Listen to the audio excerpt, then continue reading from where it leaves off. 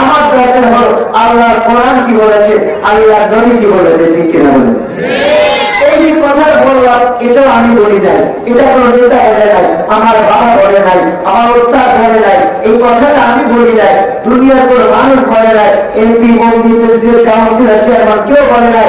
এই কথাটা যিনি বলেছেন তার নাম আপনি 28 নম্বর পারা 5 নম্বর পৃষ্ঠা করে দেখবেন। 28 নম্বর পারা 5 নম্বর পৃষ্ঠার মধ্যে আল্লাহ তাআলা বলেন, মা আতাকুম রাসূল ফাখুযু ওয়া মা নাহাকুম আনহু ফান্তা। আমার হাবিব তোমাদেরকে যা আদেশ করেছে তা তোমরা মানো, আর যা ছাড়তে বলেছে তা ছেড়ে দাও। এখন বলুন তো আল্লাহর নবী কি বিয়ে দিতে বলেছে? তার বিয়ে করে বেশি না কম? আরো জোরে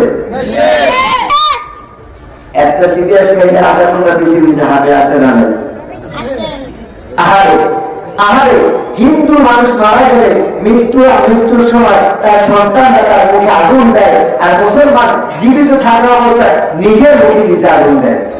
কথাটা না বাবা,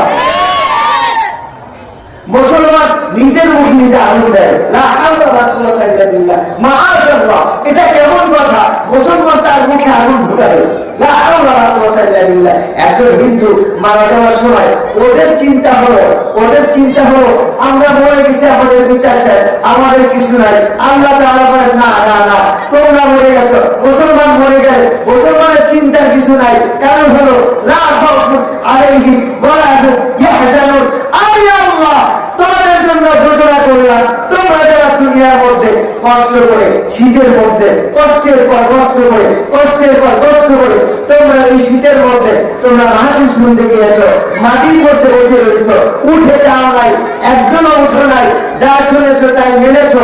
আমি আল্লাহ বলে দিলাম, লা খাউফুন আলাইহিম ওয়া লা হুম ইয়াহজানুন। তোমাদের কোনো ডর নাই, তোমাদের কোনো ভয় নাই। উচ্চ আওয়াজ করে আল্লাহু আকবার।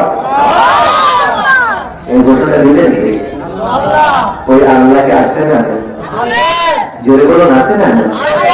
ওই আল্লাহ আছে, ওই আল্লাহ থাকবে, ওই আল্লাহ আমার নাজাত দেবে, ওই আল্লাহ আমাকে বাঁচাবে, ওই আল্লাহ আমাকে মারবে, ওই আল্লাহ আমাকে সৃষ্টি করেছে, ওই আল্লাহ আমাকে খাবার দিয়েছে, ওই আল্লাহ আমাকে মা রাখতে দিয়েছে, ওই আল্লাহ আমাকে বাবা রাখতে দিয়েছে, ওই আল্লাহ আমাকে সব কিছুর জন্য জ্ঞান দিয়েছে। ওই জ্ঞান দিয়ে কি ভালো কাজ করবো না খারাপ কাজ করবো? কি কাজ? এখানে বসেই প্রথমে যে কথাটা বলেছিলাম আর শেষ দিকেও সেই কথাটা বলছি। আমি আপনাদের কাছে এসেছি একজন মেহমান হিসেবে, অল্প সময়ের জন্য।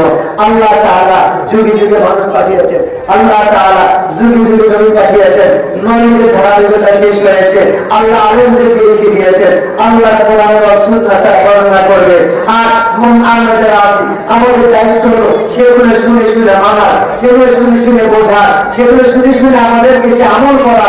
আল্লাহ তাআলা যদি আমাদেরকে আমল করার তাওফিক দান করেন, একটা সুন্নাহ যদি আমার জীবনে বাস্তবায়িত হয়, খুব খেয়াল করুন আমার বাবারা, আমার গ্রামের বাবারা, উম্মতে আদর্শ আলিম মাদ্রাসা এলাকা, আমার মায়েরা, আমার বাবারা, আমার যুবক ভাইয়েরা, একটা সুন্নাহ যদি আপনি জীবিত করতে পারেন, ও হুজুর আমি তো জীবনে অনেক বড় ভুল করেছি, আমি জীবনে অনেক অন্যায় করেছি, আমি জীবনে অনেক খেয়ালত করেছি, আমি আমার নফসের প্রতি অনেক জুলুম করেছি, হুজুর বুঝতে পারি নাই, তাহলে কি করবো হুজুর, এখন কি করবো?